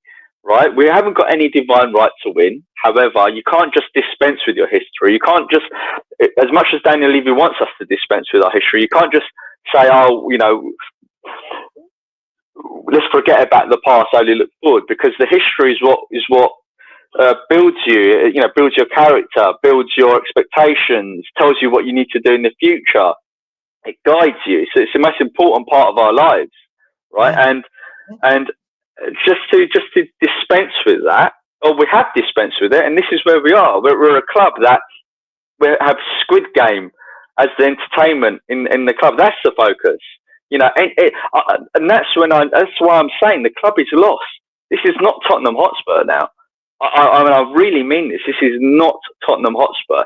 I would be okay with Daniel Levy renaming the club, because this is not my Tottenham. Even from a week ago, I would say it's not my Tottenham that I remember. And the fans need to reflect. They really need to reflect and say, is this what we want Tottenham to be? All right. And if it is, then this is the Tottenham you've got. But do not expect any form of success from this. There's only one way we're going to go, and that's either mediocrity or down. Because I can't see any football club in the world running the football side of things the way we are and being successful. Well, look, I can't disagree with anything you've said there. And Barry, I'm going to come to you in 1 second. But Spurs rule, I just want to debate this point just for 1 second. When you say, Savva, we are miles away from having the players for top 4. Most of our signings are unknown young crap. Okay, if that's the case, I'm just going to show you this, right? I'm just going to show you this. This is the Premier League table. Look who's 4th and 5th. Why are we a million miles away with our players? Why, Barry, I'm going to ask you now. There is not a chance on earth that Nottingham Forest and Bournemouth have better squads than Tottenham Hotspur. Is there? Correct. No, they don't. But this is where it is sometimes. Sometimes, and everyone's probably seen it. You don't have to have the best players. You just have to have a solid foundation, and you just need to have a plan. And that's what Maz was saying. We don't have a solid plan, a solid foundation, and we don't have a plan. You know, and I think the other thing that was disappointing about Sunday is that, and this is not me calling them out before someone goes, Barry's calling them out. There was a protest on Sunday, but the moment it went 5-1, I didn't hear. On Thursday, when Kulusevski scored, even before he scored, we were singing the new song that had been done about Levy not caring about anyone. But on Sunday, 5-1 down, we didn't hear I didn't hear Levy out. I didn't hear that anyone singing about Kulusevski and that. I just, like Maz says, I don't understand. Like, surely at some point we all went crazy when Nuno took Lucas Moura off and against Man United, and then that started it. But I don't know when is going to be the time when everyone is going to be, I've had enough, because I don't think there is going to be a time under this manager. I don't. We could get beaten by Forest, beaten by Wolves, beaten by Liverpool, and he'll still be here. And I don't know. Ben said it was sung in the ground. Okay, cool. Normally you hear it, but that's mainly, obviously, the away games. It's a bit that, you know, the away fans are louder than most of the home fans anyway. So, but I just don't know when is the, like when someone says, oh, when was your trigger point for not backing Daniel Levy? Well, when's the trigger point for not backing this manager? Because I don't know. Chelsea at home last year, 9 players on the halfway line when we're down to 9 men. That was mine. But you know what, Savva, that same thing, right? That Eric Dyer goal, if that wasn't offside and then it was 2-2, we got 9 men and we're 2-2 with Chelsea, and that would have been the, I don't know. I don't know what the answer is. Maz is right. There's no identity. There's no plan. Like, is the plan? The plan now is we are literally going. We're not going to get top 4. Whatever we're away from. We're not going to get top 4.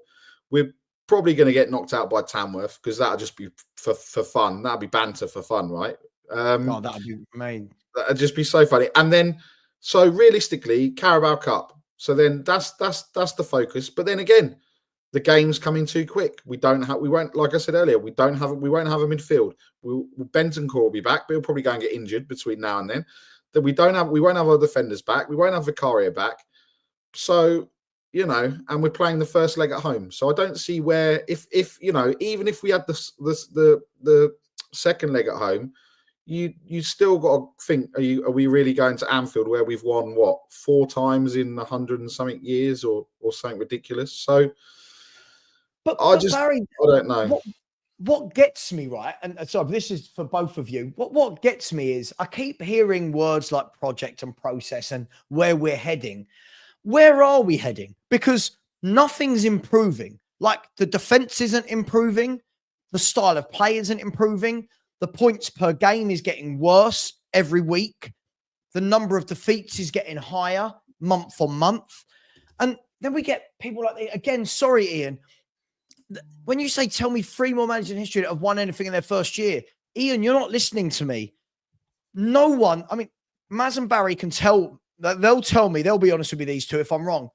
Have anyone ever heard me mention that I don't like Ange Postecoglou's management because he didn't win anything in year 1? This is not my thing. Is it's how bad we are as a football team, Ian. And Ian, I'll call you out. I'm calling you out because I do it face to face to people, right? I know I will call you out. your understanding of football and tactics is shocking if you can't see what I'm saying about this manager, Ian. Right? Yes, we're still in Europe. Of course, we're still in Europe. No one's been knocked out of Europe yet. But look how bad we are in Europe as well. Look how bad. We've beaten 3 really poor teams in Europe and then struggled with a 3 team since. Right? Yes, the League Cup. We're going well. We're in the semis. We've now got Liverpool. And the FA Cup's not started. Yeah? But Ian, tell me, I'll do what I asked Ben last night on my debate show. Tell me what he has improved since he's been here. And I'll hand that over to Maz. Has anything improved since he's been here? I don't think so. If it has, it will be so inconsequential that it's not worth mentioning. I think our recruitment has been poorer since he's been here. I think certainly our form has been poorer. You say the stats every time you have a show, Savva, consistently. Yeah. The messaging has been even poorer. He speaks a lot, and he's confusing the hell out of everyone. You know, I remember last season, and Barry, you'll remember this. Remember when he says, "Oh, you know, we want to challenge for the league next year." Has our recruitment matched that ambition? No, it hasn't. His tactics, I think, are the worst I've ever seen. And I'm including Christian Gross in that category. His man management of players, I think, has been really bad. Fine, there hasn't been any real public fallings out. You know, but however, you look at the faces of each of the players, and they look lost, bewildered. I don't even think they know what to do. I just see mass confusion on their faces, to the point whereby they probably don't even know whether to down tools or not. They're so confused. That's why they're probably still trying a little bit. They're just so confused they don't even know what to do. Matt, did you hear what Alan Pardew said? Yeah. I mean, I agree with him. Alan Pardew, right? Rio Ferdinand, Jamie Redknapp, Carragher, even the jokers like O'Hara and Kunde, right? Cascarino said it. Even David Pleater said that he doesn't like these tactics from Ange. Glenn Hoddle, Harry Redknapp. All of these people are saying what we're saying. Obviously not in as much detail because they can't, because they're public figures. But Maz, still people will go, yeah, but it's the process. Like I'm just so confused at what people are seeing. I'm really process to what? I know you say this. Process to what? As I said earlier, there's no plan. Right? Ange, here's a really frustrating thing with Ange. Ange talks about this process and this journey that we're on, but he hasn't outlined what this journey is. He says, I just want to make us successful. Successful to what? For doing what? To get relegated? To be mid-table? Right? If you look at this squad and you compare it to Jose Mourinho's and Conte's, on paper, it looks much better. Yeah. But his tactics are so bad, it's making me think, no, actually, is it better? I'm not so sure. He's certainly confused me on that front. And it's to the point now where, I know you said if you had Van de Ven and Romero, the result would have been exactly the same. I agree with you. It would have been exactly the same. And knowing Romero and how he would react, he would either have got himself sent off or down tools mid-game. And start putting his hands on his, on his, what's it called? Waving his hands around or just standing there in bewilderment. We said many months back, me and you had a little discussion, didn't we? About, I was saying to you, I don't even think a top number 6 would work in this system. Right? I'm not saying it wouldn't improve things. I'm sure there will be an improvement because he will just be a better player. But when you've got gaps and gun-ho, random players just running all over the place like headless chickens, no midfield. You could have Rodri in there, top Rodri in there, and even him on his own wouldn't be able to stop what's been happening to us in the way we're being split open. So it's just god awful. It is, but look, I want to show you this. I'm sort of lost for words. Well, look, Barry, let me bring you. Listen, I am as well. I want to show you this, right? Barry, if we look at this, I'm not sure if everyone can see that. This is the Bournemouth team, right? That is currently much better than Tottenham. And if I had said, Barry, if I had said to you, to Maz, to everybody in the Spurs fan base, that in the summer, our 11 is going to be Kepa, Kirkes, Houston, Zabanyi, and Adam Smith, with Tyler Adams and Ryan Christie, Semenyo, Kluivert, Ouattara, and Evan Ilson. Everyone would have said to me, not one of them gets in our 11. Maybe Semenyo, people would have argued, right? I'm not wrong in saying that, Barry, am I? Everyone would have said, none of these get in above Romero, Van der Ven, right. Adogu, Porro, Bentancur, right? This team, right? This team are here. This team are sorry. Can you see that? Yeah. I've just been looking at it, Savva. I mean, I'll probably take Tavernier in our team. Tavernier, shout out you. But you look at where we are, right? And this is the thing. I've just looked at the fixtures for the teams below us for the next few games. Realistically, they're not gonna overtake us unless there's some like crazy results, right? But the trouble is once they get past those crazy results and we get the harder teams, 14th maybe 15th maybe is this is where we're going to end up finishing if we don't do something. We're not going to get relegated. Let's be honest. There's I think Southampton, Ipswich, Leicester are probably 3 teams worse than us. But if we don't do something, then I don't understand where we're going. We're 8 points off top 4. And if people still think that we're going to get anywhere close to that, then with respect, they're deluded. But again, Barry, look, just to confirm, by the way, just so that I'm not just picking on Bournemouth, this is Nottingham Forest's team, right? So when people are telling me we should be nowhere near top 4, top 5, really? These 2 teams are well organised with good managers that get the best out of them. Now, would I, again, if I'm looking at that, would I want Chris Wood up front? No. Do I want Hudson-Odoi or Alanga? Probably not. Do I want Anderson, Aina and Williams? Probably want Gibbs-White. That's it, right? I take Gibbs-White and I really like Murillo and Milenkovic, right? But by the way, when they normally play a back 4, by the way, they have Aina at right back, Murillo and Milenkovic at centre half, and then their left back is Mikel Merino, who's on loan, not Mikel Merino, Merino, who's on loan from Villa. That back 4, lads, cost them 19 million quid, right? So with some good scouting, some good coaching, a team that's not set up to have holes all over the park, that's what you can do. Now, I'm not saying, Barry, Maz, I'm not saying, guys, that we are definitely going to finish below those clubs. But when people are telling me we should be nowhere near those teams, we should be nowhere near 4th, that's just not true, Maz, is it? It's not true. If they can be there, we should bloody be there. Logic would tell you, yeah, absolutely, when you look at it on paper, but not with Angepostecoglou. That's my point. I think that's what you're saying, right? Yeah, that's your point, right? Not with Andrew, but we're not going to be there. I agree with you. I think I could do a better job manager. I'd have Ian as the masseuse for Gray.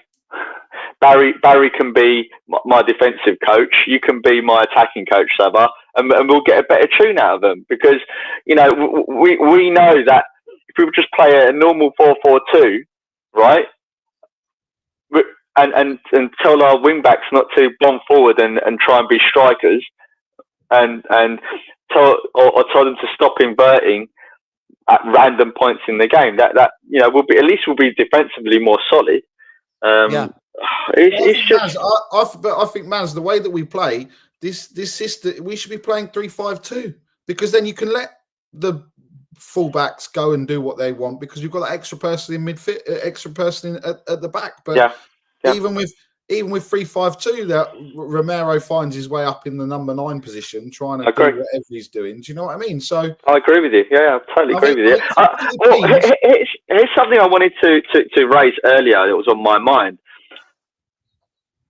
When you look at how our pre-season went, when he played the kids, or basically most of the pre-season, and he played Skip at central defence and Gray and random players all over the place, and then you look at him sending out Phillips on loan again, and he sold Skip and he sold Højbjerg and he re-signed Timo Werner.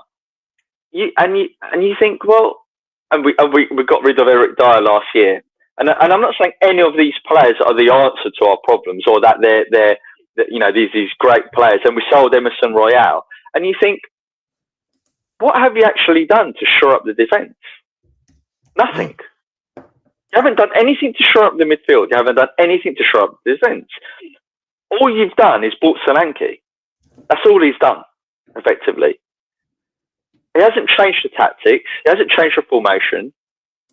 I think that potentially maybe we're better at defending set pieces, but if I'm honest with you, I can't even remember how many teams have had that many set pieces against us. Well, tell a lie.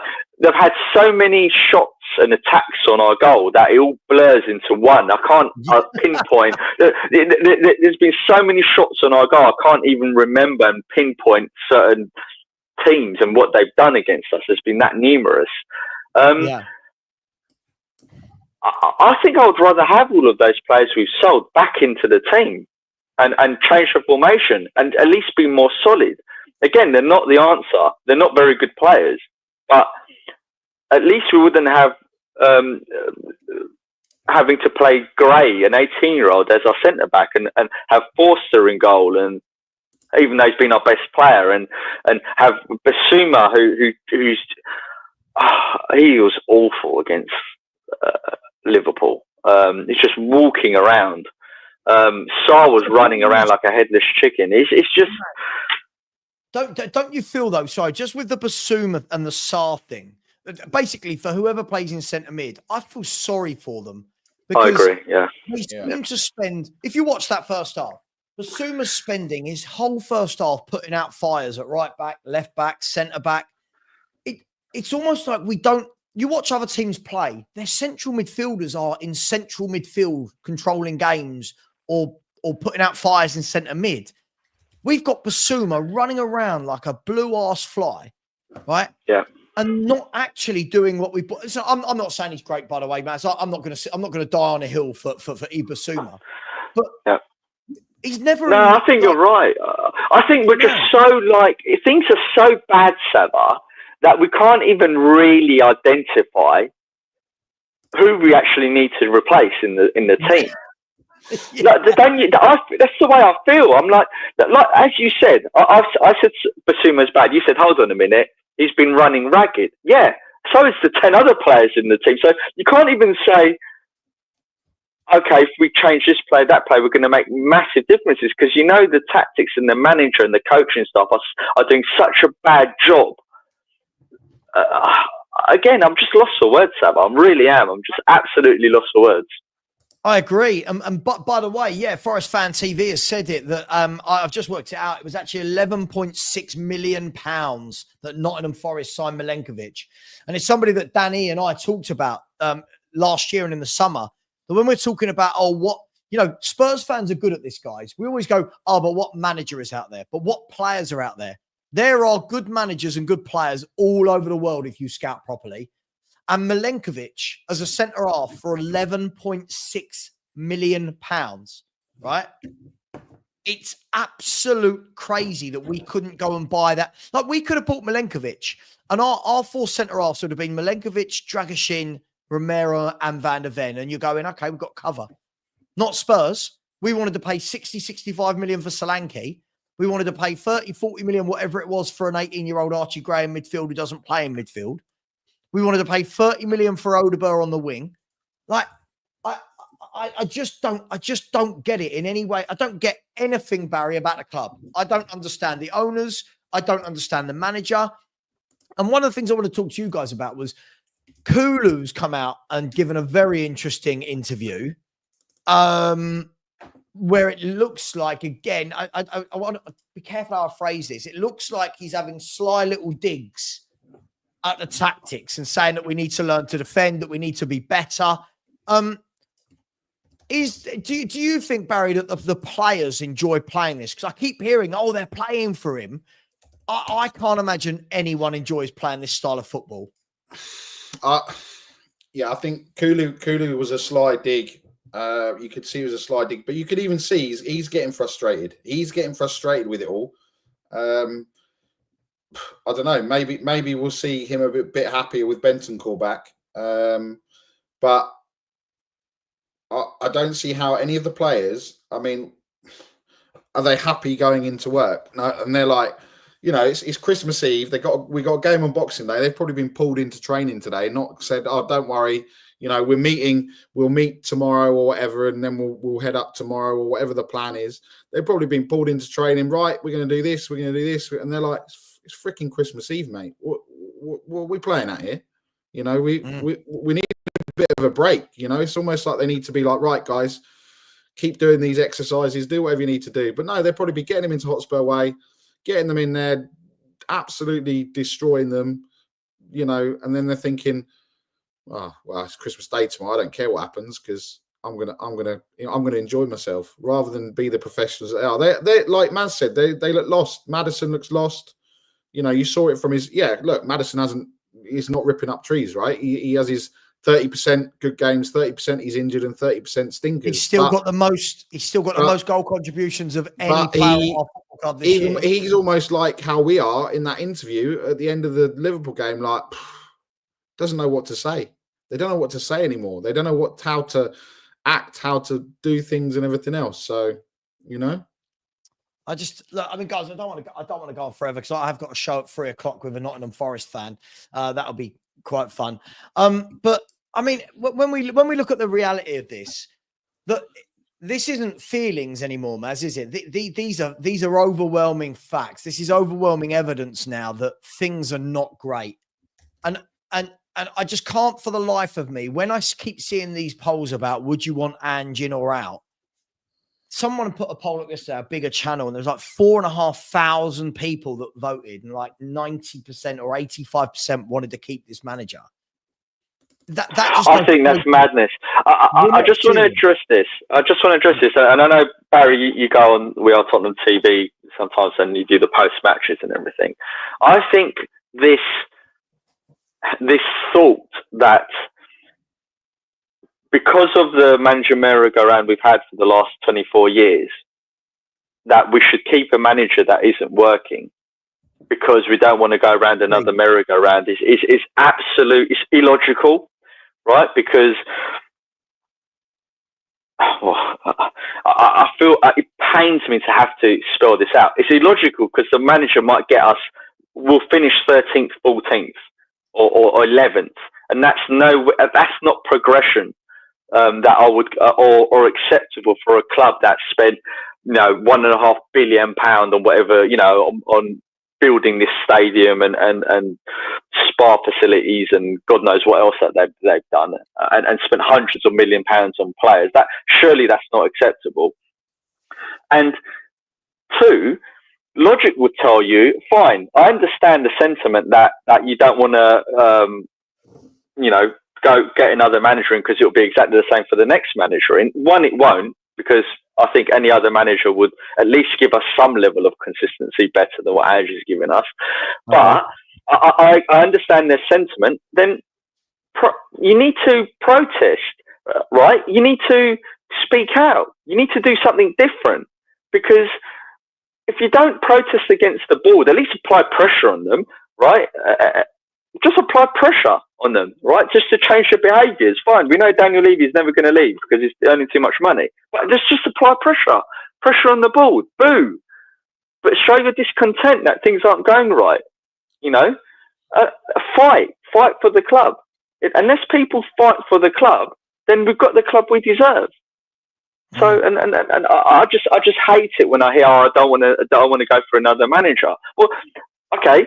where were you guys when we sacked Pochettino? Why didn't we back Pochettino?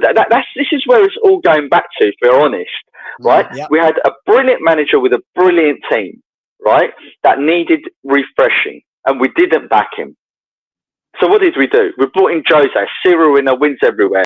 We didn't back him, and we sacked him before a final. So what did we do? Right, we got in Conte. Okay, let's not talk about that. We got in Conte. What did we do? We didn't back him, right? And he still had us fourth in his first season, and he still had us fourth when he left. Right, so the problem is how we're ring run as a club. That is the problem. We might not be able to change it. We might be futile, right? But at least show fight for your club and love for your club, for crying out loud. You know, and this is why I said the club is lost. I would rather Daniel Levy rename us Tottenham Tornadoes. Right, let's do a poll. Right, rename us, and we can all just wipe the slate clean and start again. Right, and we can go on to support someone else because the club's changed into an entertainment business. I would rather that than doing what we're doing now. I agree. Savva, it's the definition of insanity, doing the same thing over and over again, expecting a different result. That just sums up Spurs for the last 20 years. You know, because we're not doing anything different. They haven't the whole Squid Games thing, which they were protecting the first team players. Bar Archie Gray when this happened the other week, and they may as well have not protected the first team players. It wouldn't matter if they were sick or not, because it wouldn't made a difference to the result. It's just and when they when the players did come and we did do the things that we did, and they still haven't released the video. So it'll probably, like I said, it'll probably be a Gavin and Stacey moment for me when Mick goes on the TV and he's like, I spoke for longer than that. It'll be like, well, I was in part of that for a bit longer than they've clipped me. I love Gavin and Stacey. I just don't. The players, they're like, oh, this is all right. I'm getting paid to not do anything. I'm not training. I've been pulled out of training early. I'm gonna cut a cookie. I'm gonna throw a marble. I'm gonna. I don't know what's the next thing gonna be like. So we might as well call us the DHL Netflix Squid Games FC or whatever. I like Squid Games FC. I feel like that's got a real good ring to it. Listen, at least, guys, at least those pink guards, Savva, stay in their position. They don't move. Do you know what I mean? Look, I am going to end the show. By the way, Ian MacArthur, let me just quickly destroy this absolutely nonsensical load of crap that you've just written here. I'm so sorry. But when you say if we can go 3-0 up against anyone, well, we can't go 3-0 up against just anyone. Why would you change the tactics, right? The reason I would change the tactics is because in our last 41 games, we've lost 20 of them. We've lost 20 games in 41, Ian. So no, the tactics that you like aren't working. We are 11th in the league table for a reason, Ian. Right? This is our worst start for 17 years. There is a reason, Ian, because of the tactics. This is the first time in 27 years we've conceded 6 goals at home in a league game. In the last 14 months, Ian, we are 13th in the form table. So no, stop lying. The tactics do not work. I'm sorry, but it's these sort of accounts. Ian, I'm going to ask you nicely. I apologize in advance if I'm wrong. Did you just join and start supporting Spurs when Ange joined? Because these sort of comments, it makes no sense to me. Sorry if I'm going over the top, Ian, but this is just, how can you think these tactics work when we are the worst we've been for 2 decades? Anyway, Maz, Barry, thanks for coming on. Happy Christmas. Don't let Spurs ruin it for you. And listen, I hope both you and your families enjoy tomorrow. And don't put all the weight back on, Barry, in one day for Christmas. I'm going to enjoy myself, but I think I deserve to enjoy myself for the next couple of days. We all do. No, Merry Christmas to you both.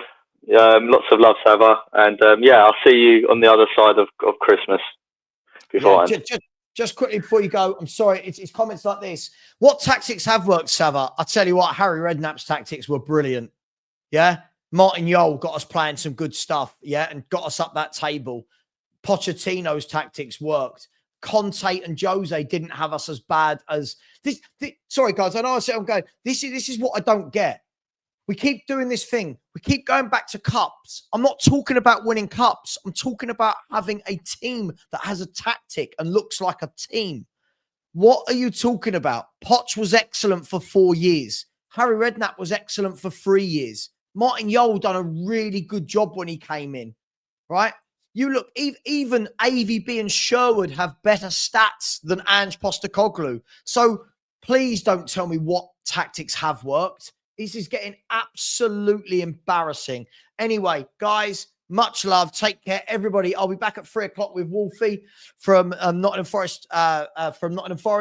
And we'll have a chat. Mick, your Cups League title, you said yourself, are the only measure. Oh, please go away, Mick. He's Australian. I can read it straight away. Australian.